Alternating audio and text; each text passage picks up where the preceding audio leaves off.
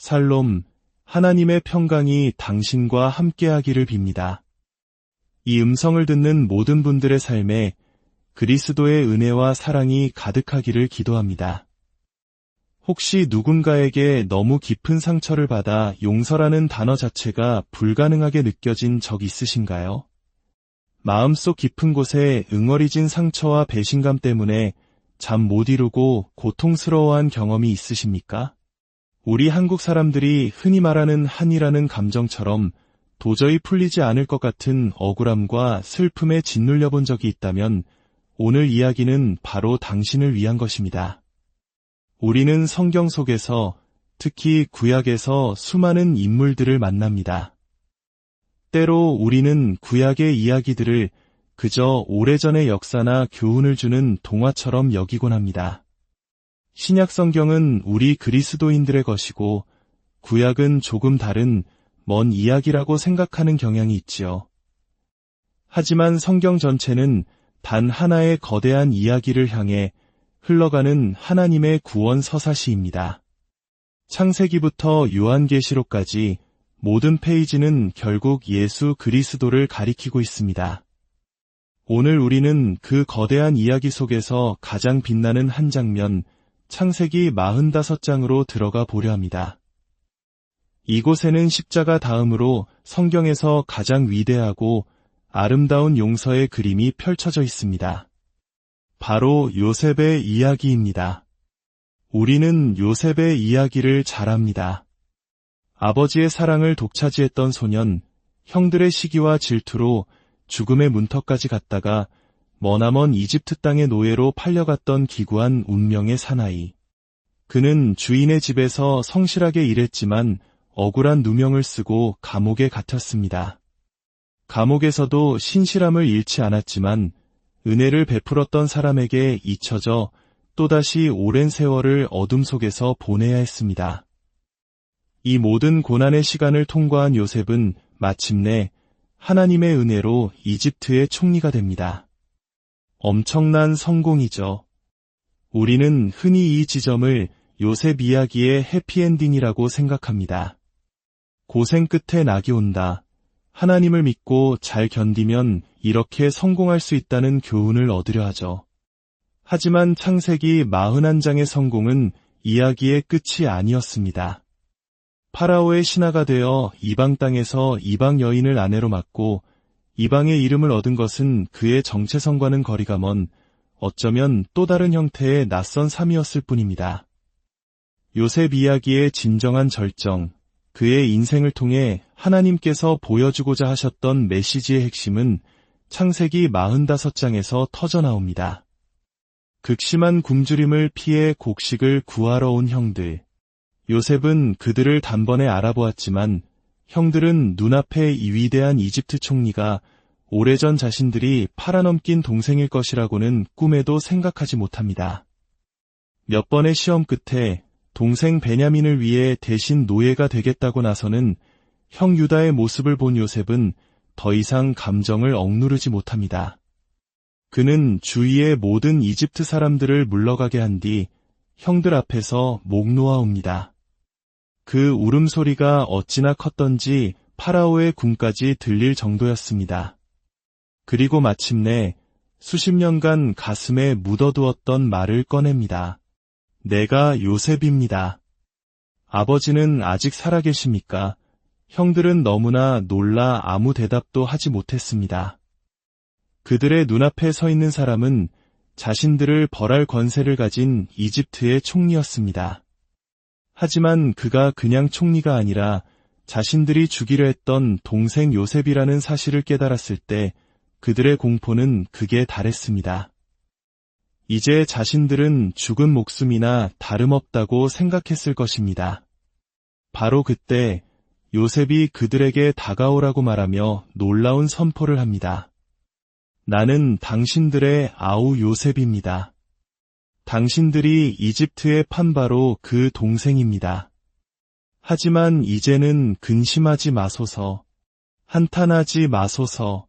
당신들이 나를 이곳에 팔았다고 해서 스스로를 책망하지 마십시오.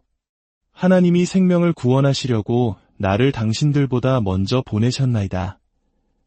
이것이 바로 오늘 우리가 함께 묵상할 용서의 본질입니다. 첫째, 진정한 용서란 무엇일까요? 많은 이들이 용서를 오해합니다. 용서는 단지 내가 더 이상 당신에게 화를 내지 않겠다는 감정의 억누름이 아닙니다. 진정한 용서는 빚을 탕감해주는 것입니다. 누군가 나에게 갚아야 할 빚이 있을 때 그 빚을 받지 않고 없던 일로 해주는 것이 용서입니다. 우리는 말로는 용서한다고 하면서 실제로는 상대방을 계속해서 벌하곤 합니다. 차가운 침묵으로 애정 표현을 거두는 것으로 마땅히 누려야 할 관심과 시간을 빼앗는 것으로 빚을 갚게 만듭니다. 배우자에게, 부모에게, 자녀에게, 형제에게, 교회 성도에게 우리는 얼마나 많이 이런 방식으로 보이지 않는 형벌을 가하며 살아갑니까? 용서할게라고 말하면서도 마음속으로는 두고 보자, 당신이 얼마나 힘든가라며 상대방의 고통을 즐기고 있지는 않습니까? 그것은 용서가 아닙니다. 요셉은 형들을 벌할 수 있는 모든 힘을 가졌습니다.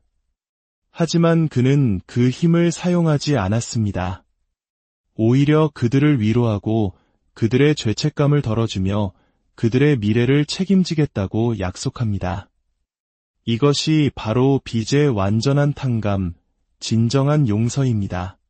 둘째, 요셉은 어떻게 이토록 놀라운 용서를 할 수 있었을까요? 그 힘은 바로 하나님의 주권적인 구속 계획을 바라보는 믿음의 눈에서 나왔습니다. 요셉은 자신에게 일어난 모든 비극적인 사건들, 즉 형들의 배신, 노예살이, 억울한 옥살이의 배후에 계신 하나님의 손길을 보았습니다. 그런즉 나를 이리로 보낸 이는 당신들이 아니요 하나님이시라. 이것은 놀라운 신앙 고백입니다. 요셉은 형들의 악한 행동을 악으로 보지 않고 그 악함마저도 사용하셔서 당신의 선한 뜻을 이루시는 하나님의 섭리로 바라보았습니다. 하나님께서는 큰 기근에서 당신의 백성을 구원하고 약속의 가문을 보존하시기 위해 요셉을 먼저 이집트로 보내셨던 것입니다. 더 깊이 들어가면 이것은 단순히 야곱의 가족을 구하는 것 이상의 의미를 가집니다.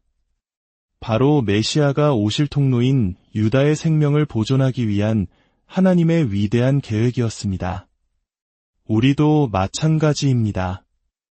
우리가 다른 사람을 용서할 수 있는 힘은 우리 자신의 너그러움이나 인내심에서 나오지 않습니다.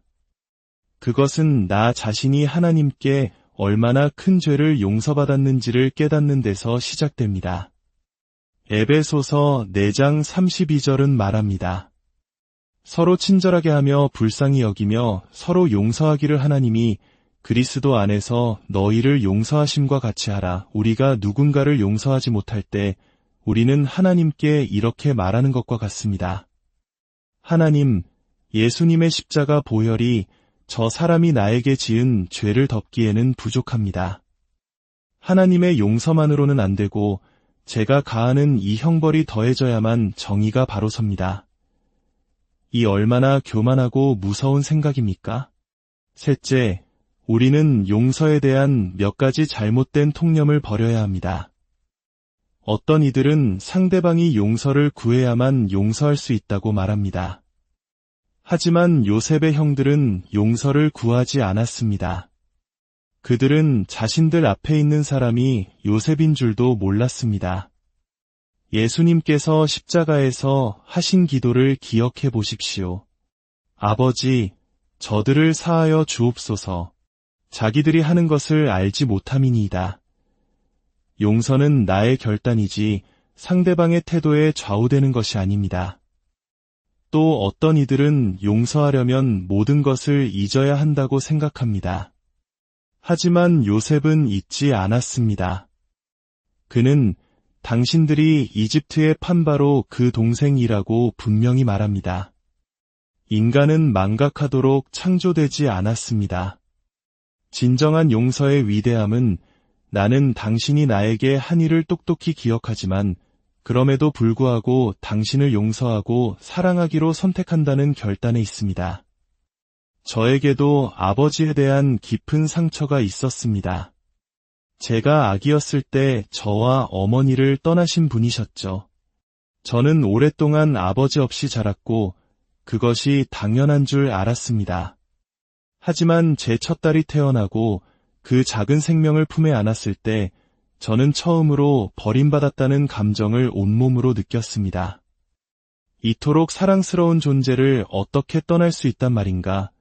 아버지에 대한 원망이 제 마음을 가득 채웠습니다. 세월이 흘러 아버지는 극적으로 하나님을 믿게 되었고 제게 전화를 걸기 시작했습니다. 처음에는 어색하고 퉁명스럽게 전화를 받았지만 제 아내는 당신이 아버지를 제자 삼고 있는 모습이 정말 보기 좋아요 라고 말해주었습니다. 그 말을 듣고 저는 조금씩 마음을 열고 아버지와 신앙에 대해 이야기하기 시작했습니다.